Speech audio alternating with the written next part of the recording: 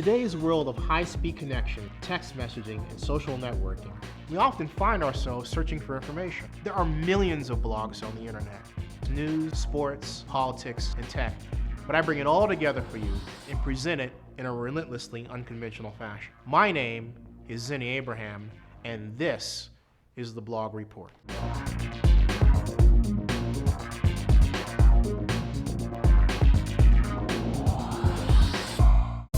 It's time now for tech.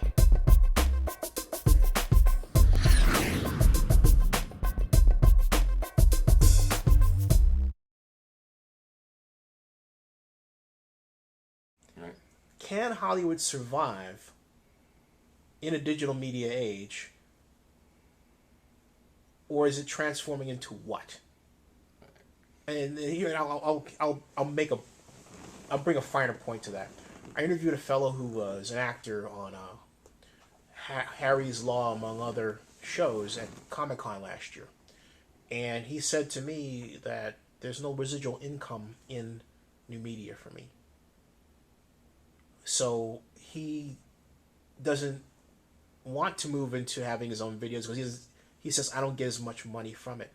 And I hear that from more and more actors I talk to and actresses when I cover Comic-Con, WonderCon, the Academy Awards. What's happening? What's the future? What do you think? Right. So I would take it two ways. One is from the audience side, and the second from the entertainment side. On the entertainment side, you know, when you talk about long-tail performers, they greatly benefit from the low costs of providing production and broadcasting their entertainment.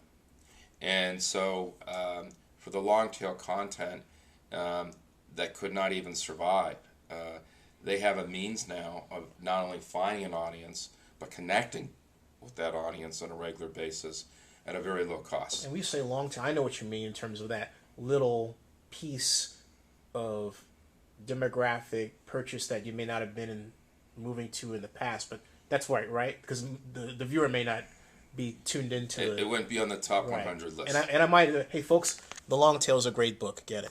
So it's like... So this would be not the most popular, the greatest hits artist.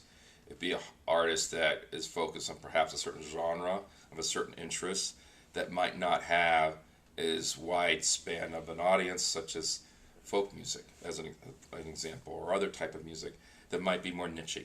And so there's a smaller segment that is interested in this music or in this particular artist, but the ones that are very committed and loyal to that genre or that artist, and they want more of it. And so it might be a smaller market segment or size, but it's a very, very committed one, loyal one that will come back again and again and again. And because of that, there are folks who would like to advertise to a specific niche demographic, and that works out very well in terms of getting high CPM advertising dollars, as well as getting attribution to that specific artist.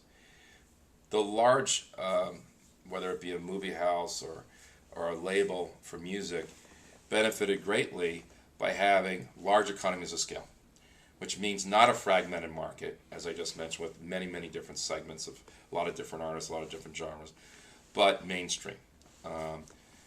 Whether that be pop, whether that be soul,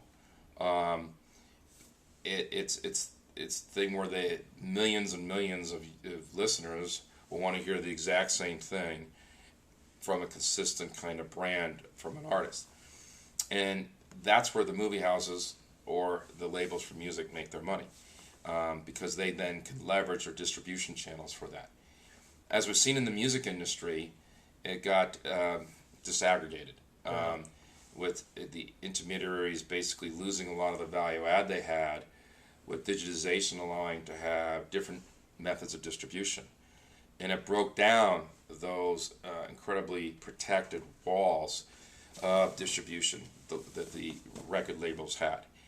And eventually you saw this erosion. I mean, first, there was a lot of lawsuits that went after the people who were distributing music digitally.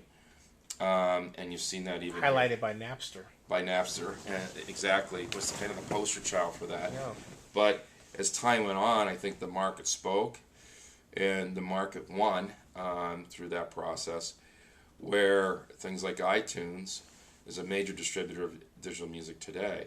It doesn't distribute all the music or all the artists, and there's perhaps never going to be one site that does everything. But when you look at the breadth and depth that's offered by an iTunes versus, kind of the traditional label, it's far broader. And of course, they can do that in a much more economical sense, and the price comes down, the margin comes down, which means at the other end of the equation, the label and the artist doesn't make as much money.